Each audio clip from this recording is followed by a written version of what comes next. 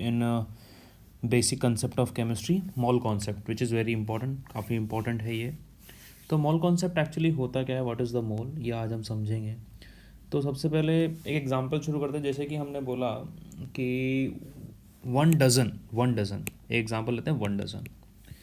तो 1 डज़न क्या है एक्चुअली? 1 डज़न का मीन है कोई भी 12 चीज़ें। 12 हमने बोला भैया 1 dozen bananas, 1 dozen mangoes, 1 dozen anything, तो वो आपको कितनी चीज़ें देगा? 12 देगा। तो 1 डज़न, अब 12 बोलना लोगों को थोड़ा टफ लगा, थोड़ा उनको गिनना टफ लगा, तो उन्होंने क्या बोल दिया, इस 12 नंबर को क्या बोल दिया? 1 डज़न। सेम अगर हम एटम्स मॉलिक्यूल्स की इनकी बात करें, तो एक एटम, 1 एटम बहुत छोटी क्वांटिटी है, 1 मॉलिक्यूल बहुत स्मॉल क्वांटिटी, बहुत छोटी क्वांटिटी। तो इनको लिखना पढ़ना या इनके मास को लिखना पढ़ना थोड़ा सा टफ रहा। तो क्या बोला गया कि ऐसा करो, इन छोटी छोटी क्वांटिटीज़ को इकट्ठा करो और एक सिग्निफिकेंट अमाउंट में कन्वर्ट करो, एक सिग्निफिकेंट अमाउंट में कन्वर्ट करो, और उस पर्टिकुलर नंबर को क्या बोल दो, एक कुछ नाम दे दो। ठीक है, तो वहाँ से हमारे पास आया क्या? एक वर्ड मोल। गॉट इट और नॉट? ठीक है, जैसे कि एक एग्जांपल के थ्रू समझते हैं हम और उससे प्रूव भी करेंगे। सी, मैंने बोला 1 कार्बन 12 एटम, तो इसका मास क्या हो जाएगा? 12 AMU, 12 एटॉमिक मास यूनिट। और हम जानते हैं कि 1 AMU जो होता है ना, 1 AMU वो कितना होता है? 1.67 इंटू 10⁻24 ग्राम। तो मतलब मैं क्या लिख सकता हूँ, that 1 carbon 12 atom is equal to 12 into 1.67 into 10⁻24 gram. सही बात है कि नहीं है? क्लियर?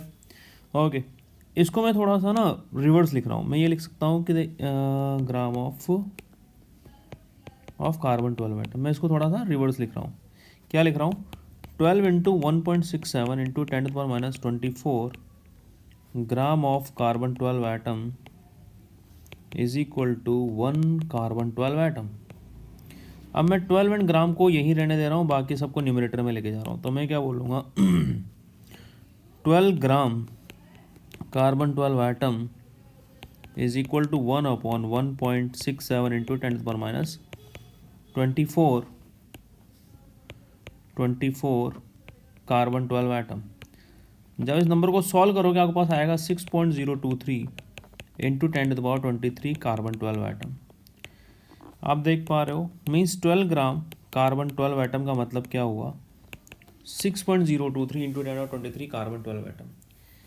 अगर आपने कहीं पर जाते हो और बोलते हो भैया मुझे एक कार्बन 12 का एटम दे दो, तो वो कौन सा वेइंग मशीन यूज़ करेगा कि आपको उठा के वो एक कार्बन 12 का एटम दे देगा? पॉसिबल नहीं है। या फिर उल्टा बोलो, भैया मुझे ऐसा करो 12 AMU कार्बन 12 एटम देखो, is it possible two way और उसका वज़न करना, 12 AMU का वज़न करना, इज़ इट पॉसिबल? नो। तो साइंटिस्ट लोगों ने बोला है कि ऐसा करो भैया, इसको एक सिग्निफिकेंट नंबर में चेंज करो। ओके, एक सिग्निफाई नंबर में चेंज करो, एक अच्छे नंबर में चेंज करो। ठीक है, आप कितना अच्छा लगेगा अगर आप बोलोगे भैया मुझे 12 ग्राम कार्बन 12 एटम दे दो। वो सिंपल से क्या कर देगा, जाकर उसको तराजू में रखेगा अपने सब्सटेंस को, और आपको 12 ग्राम कार्बन 12 एटम वे करके दे देगा। ये बात समझ में आई? तो 12 AMU ज़्यादा अच्छा लगेगा या 12 ग्राम ज़्यादा अच्छा लगेगा? ऑब्वियसली 12 ग्राम। ठीक है, तो उन्होंने बोला एक छोटी छोटी चीज़ों को इकट्ठा करो, उसके बड़े अमाउंट में कन्वर्ट करो। ओके, तो ये बड़ा अमाउंट ही क्या कहलाया? 1 मोल। इसी नंबर को बोलते हैं 1 मोल। ओके, और इसी नंबर को बोला जाता है क्या? आवागाड्रो नंबर। इसी नंबर को बोला जाता है आवागाड्रो नंबर, Na।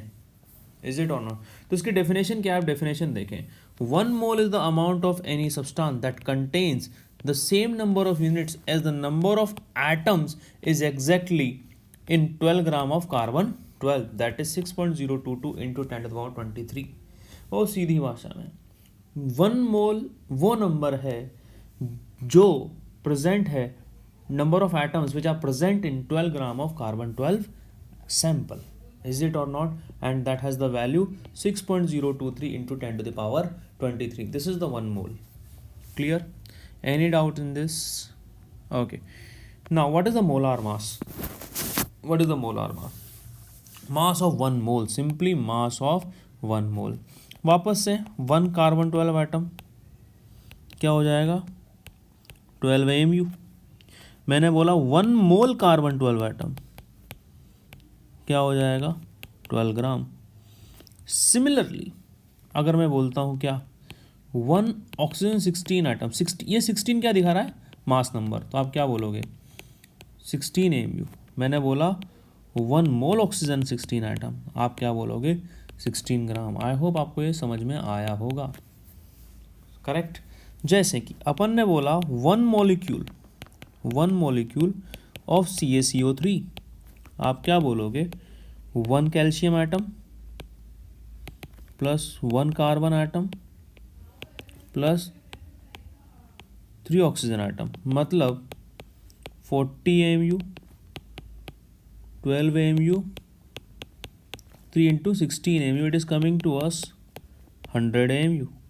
अगर मैंने बोला 1 मोल ऑफ कैल्शियम कार्बोनेट, तो हम क्या बोलेंगे 1 mole calcium, 1 mole carbon, 3 moles of oxygen. तो 1 मोल कार्बन क्या हो जाएगा 40 ग्राम, ये क्या हो जाएगा 12 ग्राम, ये क्या हो जाएगा 3 into 16 ग्राम, मतलब हमारे पास क्या आया 100 ग्राम। ओके, अब ये मोल है तो इसको हम क्या बोलेंगे पर मोल, इसको हम क्या बोलेंगे पर मोल, और इसको हम क्या बोलेंगे पर मोल। ये ग्राम पर मोल जो होती है ना मोलार मास की यूनिट होती है। I think this part is clear. Now हम आते हैं परसेंटेज कंपोजिशन पर। परसेंटेज कंपोजिशन क्या होता है, मोल पर हम थोड़े टाइम में वापस से आएंगे। परसेंटेज कंपोजिशन ये बताता है, एलिमेंटल परसेंटेज बताता है, हम किसी का भी निकाल सकते हैं, किसी के लिए भी परसेंटेज कंपोजिशन डिफाइन कर सकते हैं। लेकिन हमें केमिस्ट्री में परसेंटेज कंपोजिशन पढ़ना है तो हम मॉलिक्यूलर फार्मूला में या कंपाउंड में एलिमेंट्स का परसेंटेज कंपोजिशन पढ़ेंगे। तो उसका फॉर्मूला क्या होता है हमारे पास, जैसे कि mass percentage of an element, वो क्या होता है mass of that element in the compound divided by molar mass of the compound into 100। जैसे कि हमने बात की कैल्शियम कार्बोनेट की। अब कैल्शियम कार्बोनेट का मोलार मास कितना है 40 प्लस 12 प्लस 3 into 16। अगर आप मोलिकुलर मास लिखोगे तो आप लिखोगे 100 AMU, अगर आप मोलार मास लिखोगे तो आप लिखोगे 100 gram. This is the molar mass. अब इसमें कैल्शियम कितना है, 1 मोल कैल्शियम, मोलार मास अगर बात कर रहे हैं तो ये कितना हो गया 40 ग्राम।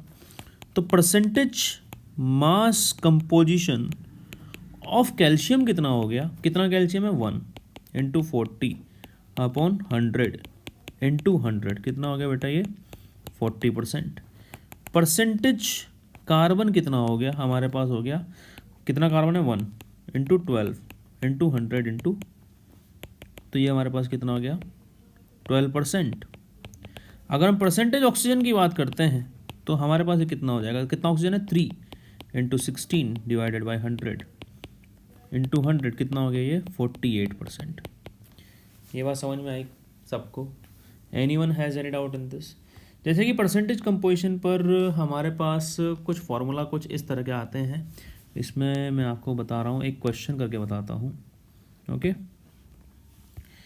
जैसे कि कोई बोलता है कि क्वेश्चन एक लेते हैं, a compound consist 4% sulphur by mass, calculate minimum molar mass of the compound, minimum molar mass of the compound. तो आप थोड़ा सा ध्यान से देखिएगा इसका सॉल्यूशन क्या है कि अगर कोई भी कंपाउंड मान लीजिए कोई कंपाउंड है, ठीक है, इसका एक मॉलिक्यूल लेता हूँ मैं, वन सिंगल मॉलिक्यूल लेता हूँ। तो अगर मैं बोल रहा हूँ इस कंपाउंड में सल्फर है तो इसके सिंगल मॉलिक्यूल में कम से कम एक एटम सल्फर का तो होगा, सही बात है। तो अगर मैं इसके 1 मोल की बात करूँ इस मॉलिक्यूल के, तो इसमें क्या होगा, 1 मोल ऑफ सल्फर तो कम से कम होगा। आधा आधा एटम तो नहीं हो सकता ना, आधा एटम तो पॉसिबल ही नहीं है। ओके, डाल्टन ने यही तो बोला था, ओके, कि atom nether be created nor be destroyed. Atom जो है अनडिविजिबल पार्टिकल है। तो अगर 1 मॉलिक्यूल में 1 एटम सल्फर होगा तो 1 मोल मॉलिक्यूल में 1 मोल एटम सल्फर होंगे। सही बात है कि नहीं है? ओके, और 1 मोल का मास ही इसका क्या हो जाएगा, मोलार मास। और 1 मोल सल्फर का मास कितना होता है, 32 ग्राम। सही बात है। अब ये बोल रहा है कि हमारे पास 4% सल्फर बाई मास है। मतलब अगर मैं कंपाउंड का मास 100 ग्राम लेता हूँ, 100 ग्राम लेता हूँ, तो वेट ऑफ सल्फर हमारे पास कितना हो जाएगा, 4 ग्राम हो जाएगा। कोई दिक्कत है कि नहीं है, कोई समस्या है? तो 4 ग्राम sulphur is in 100 gram of the compound. तो 1 gram of sulphur is in what, is in 100 upon 4 gram of the compound. ये बात समझ में आई? अब हमें मिनिमम मोलार मास जानना है, तो हम क्या बोलें, कम से कम 1 एटम तो प्रेजेंट होगा, कम से कम 32 ग्राम तो प्रेजेंट होगा उसके 1 मोल में। तो 32 ग्राम sulphur is in 100 upon 4 into 32, 800 gram of compound. तो जिस कम से कम 1 मोल है तो उसका मोलार मास कम से कम कितना होगा, 100 ग्राम। तो यहाँ से हम मिनिमम मोलार मास का एक फार्मूला बना सकते हैं। मिनिमम मोलार मास का हम एक फार्मूला बना सकते हैं, क्या कि 32 the atomic weight of element divided by given percentage into 100। Okay, any doubt in this? तो ये एक फार्मूला बन गया हमारे पास मिनिमम मोलार मास का। नेक्स्ट आते हैं हम एम्पिरिकल मास पर, एम्पिरिकल फार्मूला पर, सॉरी। एम्पिरिकल फार्मूला क्या होता है, ये बताता है हमें simplest ratio of atoms present in a molecule of a compound. Simplest ratio of various atoms और elements present in a molecule of the compound. जैसे ये एग्जांपल लेते हैं C6H12O6। ये किसका फॉर्मूला आप सब जानते हो, 9 क्लास से 8-9 क्लास से आप पढ़ते आ रहे हो, ग्लूकोज का। अब इसमें कार्बन, हाइड्रोजन, ऑक्सीजन, इसकी एक मॉलिक्यूल में कितना है, 6 12 6। तो इसका सिंपलेस्ट रेशियो क्या होगा, 1 2 1। तो इसका एम्पेरिकल फार्मूला क्या होगा, एम्पेरिकल फार्मूला होगा इसका CH2O। ये बात समझ में आई? इसको हम एम्पेरिकल फार्मूला बोल देंगे। और इसका एम्पेरिकल मास क्या होगा, एम्पेरिकल मास होगा 1 इंटू कार्बन कितना है 1 12, 2 इंटू हाइड्रोजन का कितना होता है 1 इंटू ऑक्सीजन का मास कितना होता है 16। तो ये हमारे पास कितना है बेटा 30।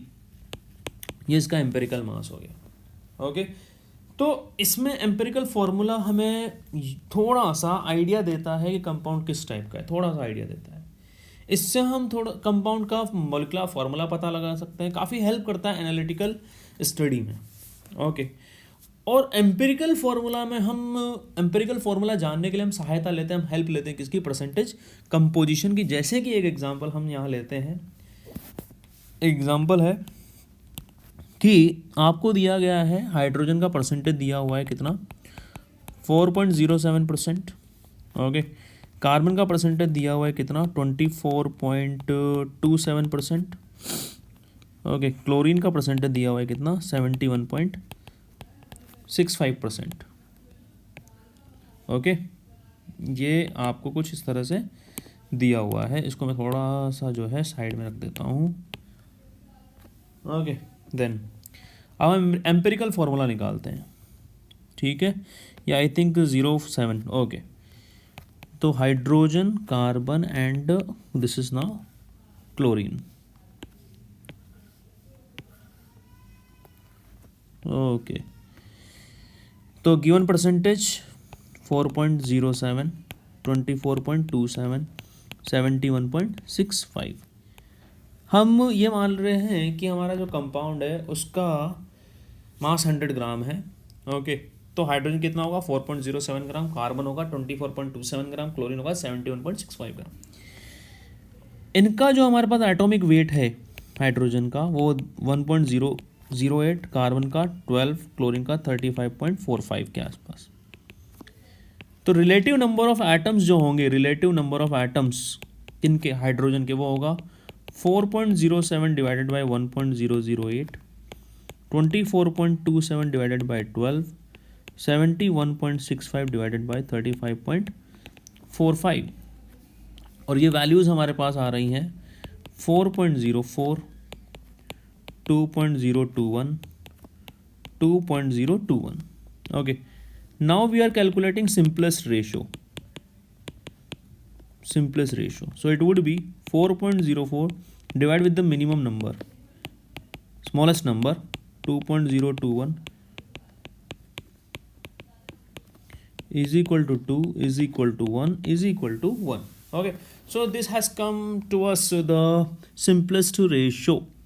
So what can we say, that CH2Cl, this is our empirical formula.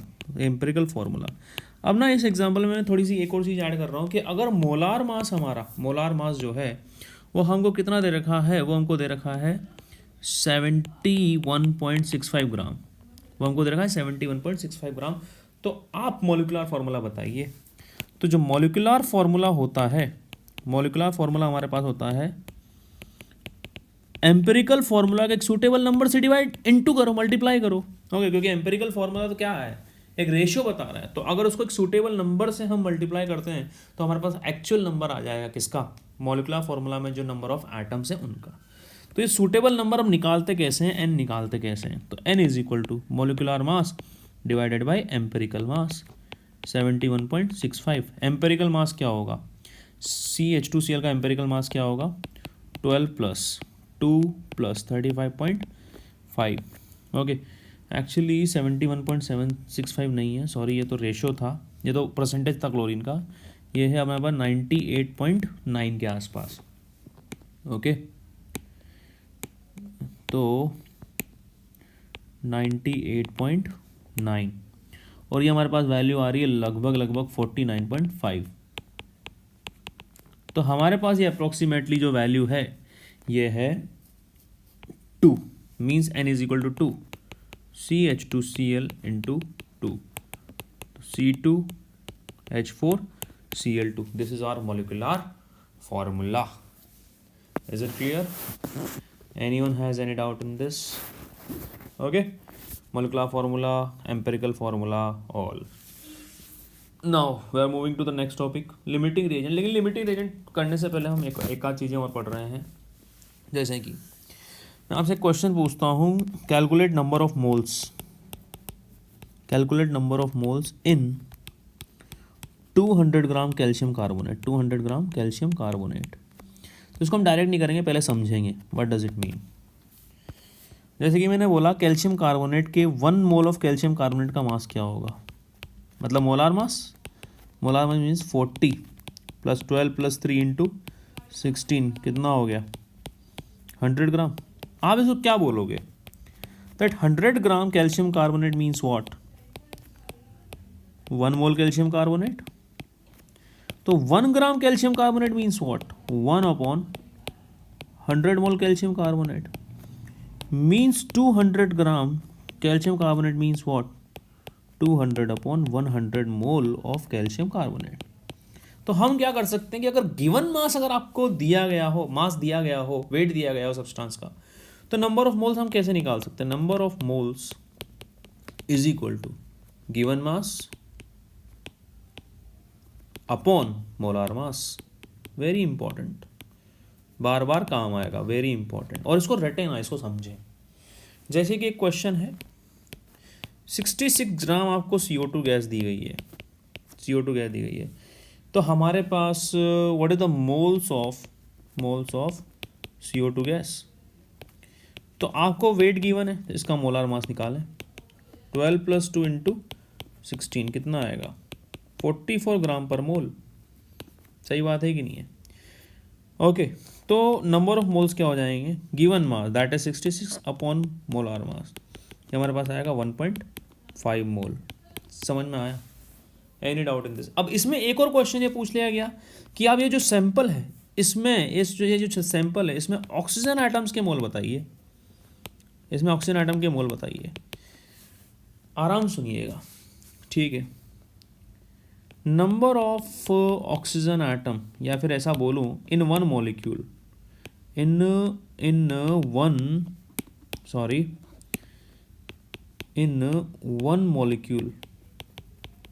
One molecule of CO2, how many oxygen? 2 oxygen atom, is it or not? in one mole आप क्या बोलोगे? 2 मोल ऑक्सीजन एटम। तो इन 1.5 मोल आप क्या बोलोगे? 2 इंटू 1.5 मोल oxygen atom. Unitary method बहुत important है। तो 3 मोल ऑक्सीजन एटम हो गया हमारे पास, समझ में आया क्या? 3 मोल ऑक्सीजन एटम। अगर नंबर एग्जैक्ट नंबर पूछे तो आप क्या बोलोगे? 3 इंटू 1 मोल ऑक्सीजन एटम, और 1 मोल का मतलब क्या होता है? 6.022 इंटू 10⁻23 ऑक्सीजन एटम। समझ में आया क्या? Okay, so this was the complete. Okay, अगले क्लास में, अगले चैप्टर, अगले वीडियो में हम लिमिटिंग रीएजेंट की बात करेंगे। Okay, don't miss that, very important. Okay, so thank you to all, subscribe the channel, keep watching, thank you.